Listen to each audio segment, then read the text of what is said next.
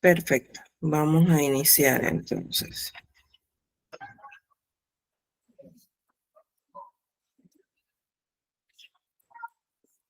En esta primera parte vamos a ver la autopsia médico-legal y el concepto de muerte súbita.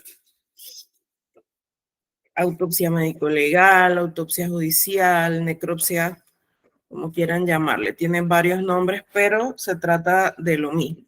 Es aquella que vamos a realizar en muertes sospechosas de criminalidad y vamos a investigar las lesiones, alteraciones, cuyo descubrimiento o comprobación van a servir para ayudar al esclarecimiento de la causa de muerte dentro de la Administración de Justicia. Entonces, hay 5 tipos de muerte, ¿verdad? O 5 categorías de muerte. Realmente de importancia para nosotros porque son obligatorias. Tenemos las muertes violentas, aquellas productos de accidentes, de suicidios, de homicidios. Vamos a tener las muertes sospechosas, que son aquellas que pueden resultar de la comisión de actos violentos, y las muertes en custodia. ¿Cuáles son las muertes en custodia? Aquellas que, por ejemplo, se llevan detenido a alguien provisionalmente, lo dejan en una celda dentro de la estación policial, por ejemplo, o ya tenemos un privado de libertad como tal procesado con una orden de cumplimiento dentro de alguna de los centros penitenciarios del país. Son personas ya en custodia de una autoridad competente. Entonces, estas muertes deben investigarse obligatoriamente. Las leyes que regulan la práctica de las necropsias forenses van a variar de país en país. En realidad, Panamá no tiene una norma específica para la práctica de esta prueba pericial. Es decir, que se basan en estándares internacionales para su cumplimiento.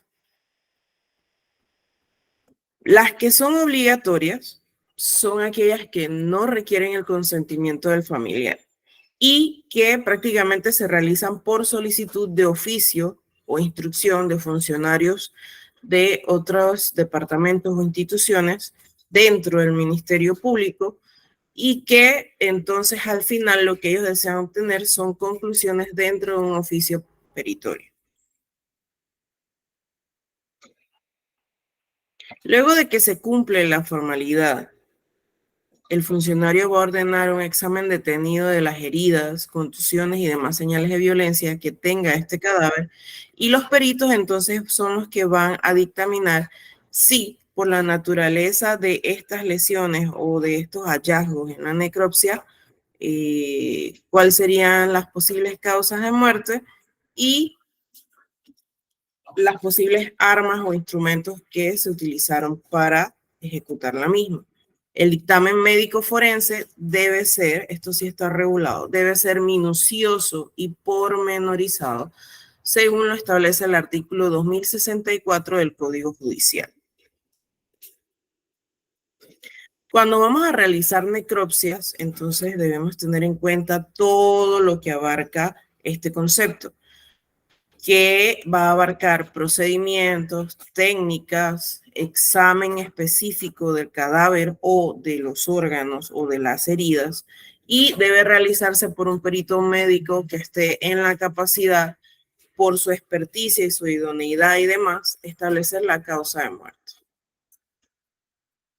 Tenemos 2 tipos de necropsia, la forense y la clínica. Obviamente, la que nos interesa a nosotros ahorita es la necropsia forense, que la utilizamos para aportar pruebas científicas a la Administración de Justicia en casos relacionados con muertes. La necropsia va a incluir entonces disecciones, toma de muestras, observación, y deben ser practicados todos estos pasos por el mismo médico forense. Si yo necesito que participe el asistente, por ejemplo, de necropsia, que sí es un puesto que existe dentro del Instituto de Medicina Legal y Ciencias Forenses, este asistente debe ser supervisado por el médico forense para garantizar el cumplimiento de las normas de la cadena de custodia. El médico forense también está en la obligación legal de fijar, documentar y preservar las muestras tomadas, así como también la toma de cualquier otro elemento u objeto de valor probatorio. Es responsable directo de todos los procedimientos que se van a realizar y es al que van a llamar a declarar. O sea, el asistente, si pasó algo o si quieren saber algo, no es el que está realmente obligado a comparecer. Los objetivos últimos de la necropsia son documentar la identidad y los hallazgos, establecer la causa de muerte, identificar o excluir cualquier otro tipo de situación que rodeara la muerte, recolectar, documentar y preservar todas las muestras necesarias para la investigación y contribuir al establecimiento de la manera de muerte. Las fases de la autopsia o necropsia judicial entonces inician con el levantamiento del cadáver. El levantamiento del cadáver y el examen externo preliminar se realizan dentro de la escena de los hechos.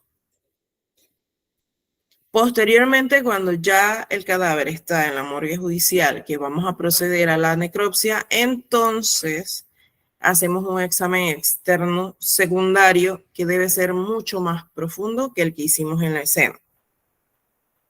Luego procedemos al examen interno, vamos a tomar muestras y a practicar análisis y al final vamos a emitir un informe de autopsia. Cuando tenemos el cadáver en la sala de disecciones, en la mesa de disección, vamos a proceder a verificar la identidad. Vamos a comparar los números de caso con el número de necropsia y vamos a revisar datos generales. Vamos a pesar y medir el cadáver, vamos a tomar vistas fotográficas y vamos a revisar antes de que sea desvestido, lavado, embalsamado o que se le hayan tomado incluso las huellas dactilares. Todo lo que encontremos sobre el cadáver, sobre la ropa que tiene el cadáver, debe ser recogido como evidencia. En aquellos departamentos o en aquellas morgues judiciales que así lo tengan a disposición, vamos a tomar radiografías del cadáver, sobre todo en casos relacionados con muertes de niños por maltrato físico, heridas por arma de fuego, cuerpos carbonizados o severamente mutilados por explosiones o precipitación. Vamos a tomar evidencias trazas de la ropa y de la superficie del cadáver en casos de homicidio y cualquier muestra necesaria en casos de sospecha de asalto sexual. En el examen externo, este ya es el examen externo que vamos a realizar dentro de la morgue judicial, vamos a describir ciertas cosas, entre ellas la edad aparente, la talla y el sexo, las ropas y objetos de uso personal que llevaba puestos, la forma y color del cabello, de los ojos, cicatrices, tatuajes, cualquier marca o señal específica de este cadáver y signos relativos a la data de la muerte, es decir, qué tantos ha evolucionado la descomposición, hablando obviamente de fenómenos cadavéricos. En los signos relativos a la causa de muerte, nosotros debemos describir cuidadosamente, contar, describir la forma, tomar medidas, puntos específicos anatómicos de localización, cualquier coloración alterada del cadáver. Vamos a hacer esto de las lesiones traumáticas y de cualquier signo de procesos patológicos espontáneos y signos que no sean naturales. Vamos a describir olores también y cualquier signo relativo al medio o al lugar donde estuvo ese cadáver antes de traerlo a la morgue. En el examen interno, entonces, aquí se me olvidó mencionarles que, por ejemplo, vamos a tener coloración rosa, que es cuando hay intoxicación de monóxido de carbono, o grisácea. Vamos a tener olores característicos como almendras, que indican intoxicación por cianuro. Ahora sí, con el examen interno es cuando ya vamos a proceder a diseccionar el cadáver para entonces hacer una observación y análisis más detallados. Tenemos varios tipos de incisiones. Tienen que tener cuidado porque en el taller se les solicitan algunas cosas y a veces se confunden con algunos términos. Estos son tipos de incisiones para realizar el examen interno, ¿sí? Acá tenemos las incisiones que se hacen en el cuerpo, la incisión de Virchow, la incisión en Y, que es la que más se utiliza porque es mucho más estética, la incisión en T y una incisión en U. Ahora bien, también tenemos otros tipos de incisiones a nivel de la bóveda craneal, ya sea oblicua o bimastoidea, ¿sí? Entonces, esta es la oblicua o bimastoidea, ¿sí? Que va de proceso mastoides, o sea, detrás de la oreja de un lado hasta el otro lado, como si fuera una vincha. Y tenemos la incisión craneal posterior, que es un poco más, en vez de ser una vinchita, eh, está colocada más hacia abajo o más hacia atrás. Cuando ya tenemos las cavidades expuestas, vamos a cuantificar si hay colección de fluidos, vamos a revisar las paredes y vamos a examinar los órganos así como están. En este momento es que entonces el médico forense va a iniciar la toma de muestra de fluidos. Estas muestras se van a colocar en envases que van a estar previamente etiquetados. El asistente deberá, si es que tenemos un asistente, mostrar la etiqueta de identificación del envase al médico, quien va a verificar que corresponda a lo que está extrayendo, lo que va a depositar con el frasco con el nombre correspondiente. Bien, vamos entonces a describir algunas técnicas de disección de órganos internos. Usualmente, la mayoría de los casos, que estamos hablando de muertes violentas, vamos a remover los cadáveres mediante la técnica de Virchow modificada o de Goni-Senker. ¿Qué vamos a hacer? Vamos a sacar bloques de órganos relacionados. Por ejemplo, aquí tenemos el sistema cardiorrespiratorio, tenemos los pulmones y el corazón, y posteriormente vamos a diseccionar órgano por órgano hasta dejarlo así. En la técnica de Letoul, mejorada por Toinot, vamos a extraer en bloque las vísceras, todos juntos, así como se ve en esta de aquí. ¿Okay? Este es el bloque conjunto desde la faringe hasta las partes finales del intestino grueso. Cuando sacamos el bloque, entonces después lo vamos a dejar por sistemas y hasta ahí llegamos. En la técnica de Letoul se considera que es de uso obligatorio en todos los casos de muerte natural o sospechosa. Van a ser separados, pesados y se van a describir características externas y se van a realizar cortes histológicos que también se van a enviar a estudiar. En el método de Rokitansky, entonces vamos a hacer un examen así como está. No los vamos a sacar.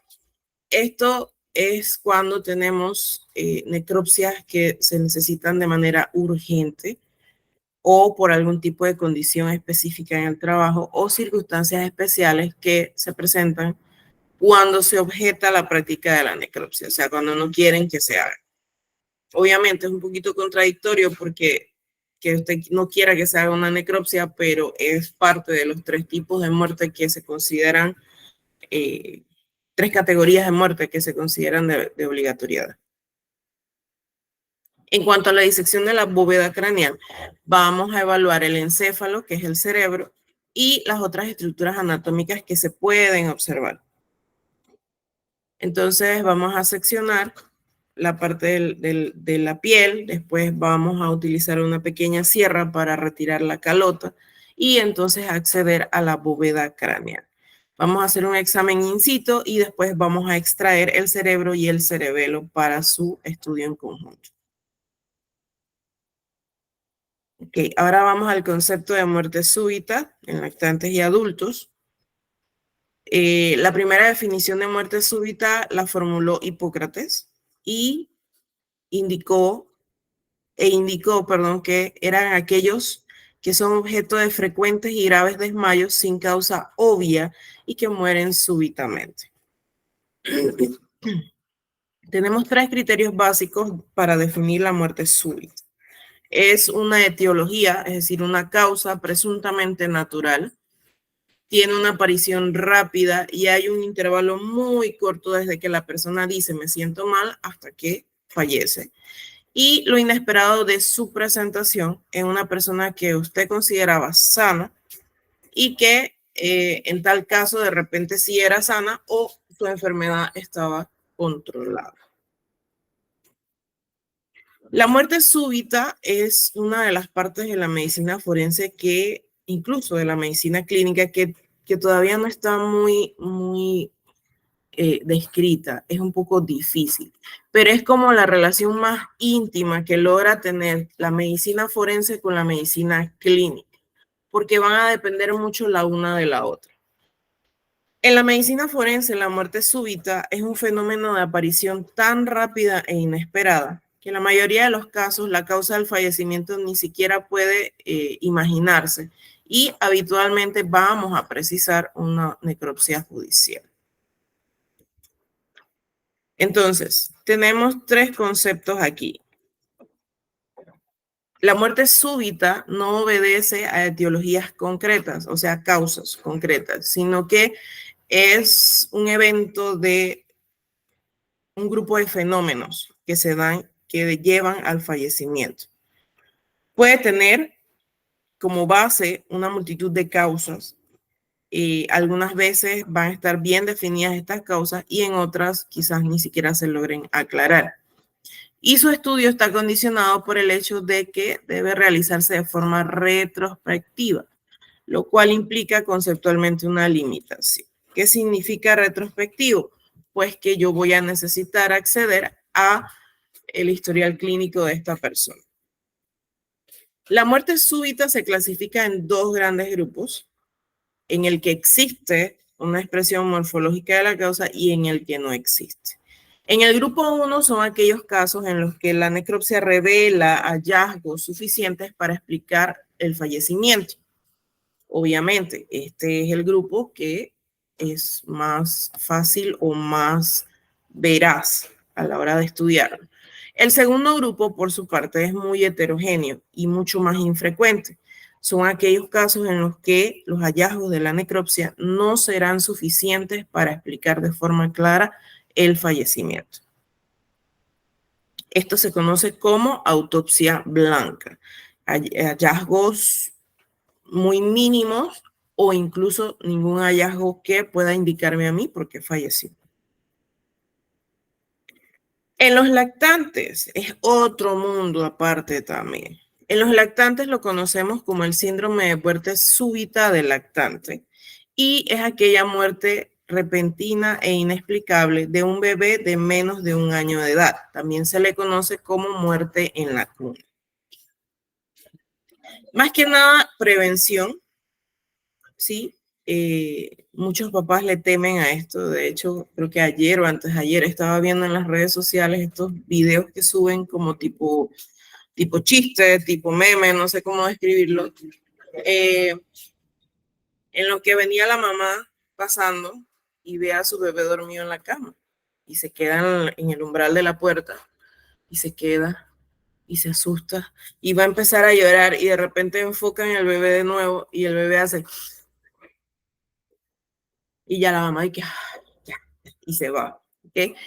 Muchas mamás pasan por este momento en el que sienten que su bebé no está respirando. Quizás es un temor arraigado por el hecho de las muertes que se dan en los bebés mientras duermen o por el simple hecho de que sea algo de mamás. Entonces, el síndrome de la muerte súbita del lactante es la principal causa de muerte en los bebés entre 1 mes y 1 año y es algo muy delicado de investigar. ¿Qué recomendamos? como la vecina de la mamá nueva o como el médico de la mamá nueva, etcétera. Los bebés no deben tener almohadas o peluches o frazadas grandes. Es por eso que las sábanas de los bebés usualmente son de tela, una tela delgada o frazaditas súper pequeñitas, ¿sí? Cuando los vamos a acostar boca abajo, que en realidad es parte del desarrollo de los bebés, el hecho de que estén colocados boca abajo, ya sea para mirar o para dormir, hay que vigilar. A veces duermen y su naricita y su boquita quedan presionadas contra el colchón. Si la sábana del colchón es gruesa, pues puede haber algún evento adverso. Existen estas almohaditas de ruedita y demás cosas, ¿no? Pero principalmente se les recomienda a las mamás cero peluches, cero almohadas grandes, cero frazadas grandes. Bien, chicos, hemos terminado la unidad 3. Vamos a tomarnos unos 10 minutos para